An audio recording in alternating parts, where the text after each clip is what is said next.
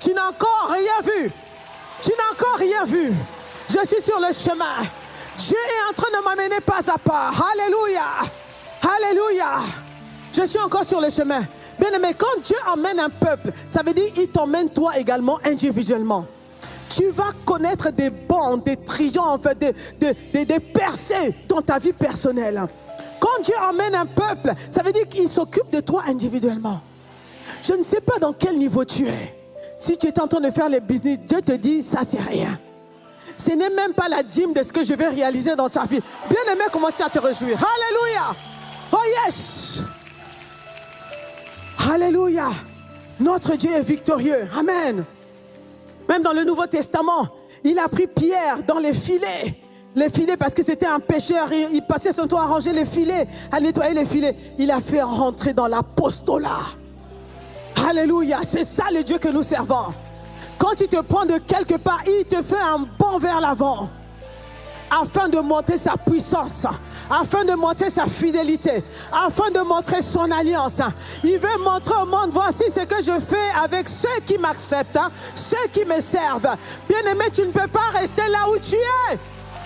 Ton Dieu est trop grand pour te laisser tel que tu es là où tu es. Alléluia. Dieu est grand. Nous servons un Dieu qui est grand.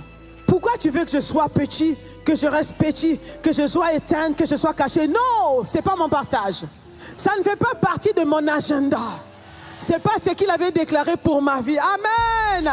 Est-ce que tu es là? Est-ce que tu es là? Oh yes. Quand tu viens au Seigneur, tout le temps, en fait ta vie devient une vie de saison. Il t'emmène de gloire en gloire, de victoire en victoire, de triomphe en triomphe, de percée en percée. Alléluia. Et il veut te démontrer qu'il est Dieu. Qu'il est Dieu. Alors ce peuple est là. Ce peuple est là. Ils ont quitté le désert. C'est les survivants du désert. Les disciples sont des survivants du désert. Le désert n'a pas pu les noyer. Non, ils ont tenu bon. Et donc Josué est en train de les emmener. Et c'est ce passage que nous avons lu. Le Josué est en train d'emmener. Et ils avancent. Ils arrivent quelque part. Ils voient le Jourdain. Bien-aimé, ce que nous oublions, c'est que quand Dieu t'emmène de gloire en gloire, ce que tu dois absolument prendre en compte, ce que tu ne dois pas ignorer, c'est que chaque saison existe une nouvelle manière de se préparer. Quand Dieu veut t'emmener encore plus loin, c'est-à-dire qu'il va t'exiger d'être dans la préparation. Qu'est-ce que nous avons dit cette semaine? Qu'est-ce que nous avons dit pour les 21 jours? Prépare-moi à... Hey, nous avons dit, Seigneur, prépare-moi à briller. Ça veut dire que Dieu lui-même, il sait que toi et moi, nous devons briller. Ah. La destination, c'est briller. Non. Dis à ton voisin, est-ce que toi, tu te prépares? Nous avons dit, prépare-moi à briller. Est-ce que tu te prépares? Le titre de mon message de ce matin s'intitule, prépare-toi, car Dieu t'introduit dans une nouvelle saison. Hey! Oh yes! Seigneur, j'accepte de me préparer parce qu'après la préparation, je dois entrer dans une nouvelle saison. Alléluia. Je dois entrer en possession de tout ce que tu avais prévu pour moi. Alléluia. J'accepte de me préparer parce que je vais vivre les promesses de Dieu. Prépare-moi. Alléluia. Car Dieu t'introduit dans une nouvelle saison, bien-aimé. Hey. Oh, j'aime ce Dieu. Avec Dieu, il y a toujours des nouvelles saisons. Notre Dieu n'est jamais démodé. Là où tu pensais que je commence à me réjouir, à peine je commence à déjà danser, il dit, prépare-toi. Je dis, Seigneur, c'est pas fini, ce n'est pas encore fini. Hey! Oh, j'ai dit, Seigneur, je pensais que tu nous avais emmenés ici, la cité royale, on est tellement contents. Il dit, ce n'est pas encore fini. Hey! Ce n'est pas encore fini. J'emmène ta famille quelque part. Aie foi en moi, aie confiance en moi. Alors, prépare-toi. Alléluia, prépare-toi. Pour vivre les promesses de Dieu, il faut se préparer. Nous voulons les miracles, mais il faut également la préparation. Cette préparation que Dieu nous demande, c'est ce que Josué dit ici. Qu'est-ce qu'il dit? Sanctifiez-vous. Sanctifiez-vous. C'est-à-dire que dans la préparation, il y a la consécration. Dans la préparation, il y a la sanctification. Dans la préparation, ça veut dire que Dieu veut t'emmener du désert vers la terre promise. Alors il te demande, prépare-toi. Prépare-toi. Alors, est-ce que tu veux que je te donne ce que ça veut dire sanctification? Alléluia. Je ne sais pas, avant d'arriver dans ça, Est-ce qu'on peut juste imaginer ce peuple, cette génération Josué? Josué a dit, mais non, vous êtes qualifiés pour aller. Les voici en train de faire le voyage. Mais ils sont à la porte de la terre promise. Ils arrivent, paf, ils arrivent devant le Jourdain. Et ils doivent faire un stop. C'est-à-dire que dans ta marche personnelle avec Dieu, des fois Dieu va te faire des stops. Et tu ne sais pas pourquoi tu t'arrêtes. Parce que tu étais dans une lancée. Il te fait un stop parce qu'il ne veut pas que tu loupes l'entrée. Il te fait un stop parce qu'il veut que tu puisses te préparer. Si tu ne te prépares pas, tu ne pourras pas porter les cadeaux que Dieu réserve pour toi. Tu ne pourras pas porter le poids de la gloire qu'il va déposer sur ta vie. Tu dois te préparer. Comme un athlète qui va dans la salle de sport en train de se préparer. Parce qu'il sait qu'il y a un grand tournant qui va aller essayer pour avoir la victoire. Nous avons déjà la victoire. C'est-à-dire que notre préparation, Dieu a déjà dit et sa parole est Amen. Mais la préparation, c'est pour nous muscler, pour nous rendre capables de tout porter, tout ce qu'il va nous donner, afin que nous puissions perdre rien. Que tu sois capable de porter tout le poids de la gloire, le poids de la richesse, le poids de la visitation divine, et que tu ne laisses rien tomber à terre. Alléluia, bien-aimé. Moi, j'ai dit au Seigneur, je ne veux rien laisser tomber à terre.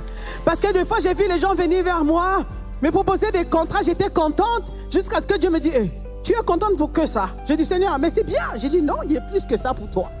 Alléluia. J'ai plus que ça. Ça veut dire que mon cœur n'était pas préparé. J'étais prête à prendre les miettes. Parce que les miettes, par rapport à là où je suis, c'était déjà bien. Il me dit, non, muscle-toi parce que ouvre tes bras. Je vais déposer quelque chose de lourd dans tes bras. Alléluia.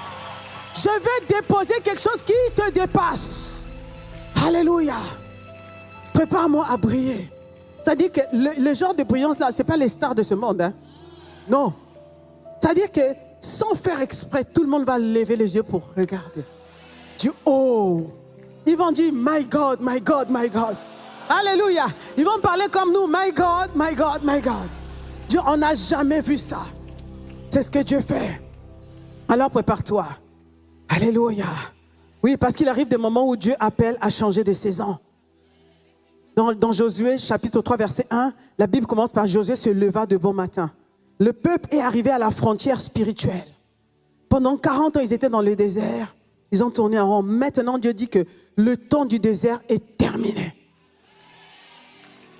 Le temps du désert. C'est-à-dire qu'il y a des moments où Dieu dit, maintenant, le temps de ta galère est terminé. Terminé. Prépare-toi. Le temps du désert est terminé. Alléluia. Dieu te dit ce matin, tu ne peux pas rester au même niveau. Je t'en supplie. Il y en a certains ici, vous êtes bouillants, mais il y en a d'autres qui ne croient pas encore. Tellement que la galère a duré longtemps. Tellement que l'Égypte a duré longtemps. Tellement que dans les déserts, les serpents ont piqué, les jambes piquaient, tout. Mais Dieu te dit, tu ne peux pas rester au même moment. Vous savez pourquoi Dieu les a fait stopper? Parce qu'il voulait que tous, la génération de Josué, puisse entrer dans la terre promise. Alléluia. Mais il fallait se préparer. Parce qu'encore là, devant le Jourdain, quelqu'un pouvait rater l'entrée. Et quand tu es là, parce que tu es là, Dieu ne veut pas que tu rates. Il dit, prépare-toi. Tu ne peux pas conserver les mêmes habitudes. Tu ne peux pas nourrir les mêmes compromis. Prépare-toi. Je suis sur le point de faire des choses nouvelles. Alors, avant d'introduire Israël dans la terre promise, il commence par checker leur cœur. Cette préparation dont parle le Seigneur, c'est la préparation du cœur. Car tu ne peux pas recevoir. Dieu ne se préoccupe pas de ce que tu reçois, mais Dieu se préoccupe à l'état de ton cœur. C'est ça qui l'intéresse. Dieu s'intéresse davantage à ce que nous devenons qu'à ce que nous allons recevoir. Ce que nous allons recevoir, c'est une formalité. Mais ce que nous allons devenir, c'est ce qui préoccupe le cœur de Dieu. Alléluia. Il ne veut pas que la richesse de Canaan te monte et te démonte la tête. Il veut préparer ton cœur. Il veut checker ton cœur.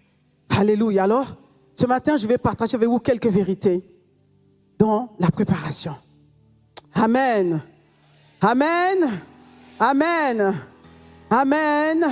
Pour hériter des promesses de Dieu, il faut respecter un certain protocole. Alors, Dieu nous a donné quelques vérités. La première vérité, c'est que Dieu prépare toujours le cœur avant de donner la promesse. Alléluia. Dieu prépare toujours le cœur. Dieu prépare toujours le cœur. Préparer à briller, oui, mais Dieu veut préparer le cœur. Dieu préparait le cœur. Préparer, c'est quoi? C'est se mettre à part, c'est se purifier, c'est consacrer entièrement à Dieu, c'est sanctifier, c'est juger les pensées de nos cœurs. Ce n'est pas que Dieu ne connaît pas nos cœurs. Dieu connaît mon cœur. Même je suis en train de vous parler, Dieu connaît mon cœur. Ce n'est pas que Dieu veut savoir ce qui se passe, il connaît déjà. Mais quand il te dit de préparer, il veut que toi-même, tu prends la résolution d'enlever tout ce qu'il faut enlever. Alléluia. Dieu veut voir les motivations de ton cœur. Il dit que maintenant, je vais te faire briller. Mais pourquoi tu veux briller? Quelles sont tes motivations? Qu'est-ce qui t'anime?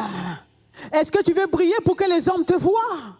Est-ce que tu veux briller pour que ton nom soit connu? Est-ce que tu veux briller pour montrer aux hommes, vous avez vu, maintenant Dieu m'a élevé. Hein? Pourquoi tu veux briller? Dieu dit, check tes pensées. Check des motivations cachées de ton cœur. Check tout cela. Sanctifier, vous savez dire que lave ton cœur. Toi-même fais le nettoyage. Toi-même fais le ménage. Enlève les intentions, les motivations qui ne me glorifient pas. Check ton cœur. Alléluia. Et ce checking, quand Dieu veut checker, souvent il te met à l'arrêt. Tu es presque arrivé, dis stop d'abord là. Réglons nos comptes avec toi. Quand Dieu te met devant un arrêt, c'est qu'il sait qu'il y a des choses à régler. Il sait qu'il y a des choses à régler. Il ne veut pas que la bénédiction te détruise. Il veut que la bénédiction le glorifie. Il veut que la bénédiction attire les âmes à lui. Il veut que la bénédiction donne un témoignage qui va élever son nom. Elle dit maintenant fais ton arrêt. Et c'est ce qui va arriver. Lorsque le peuple arrive devant le Jourdain, ils ne savaient pas qu'ils allaient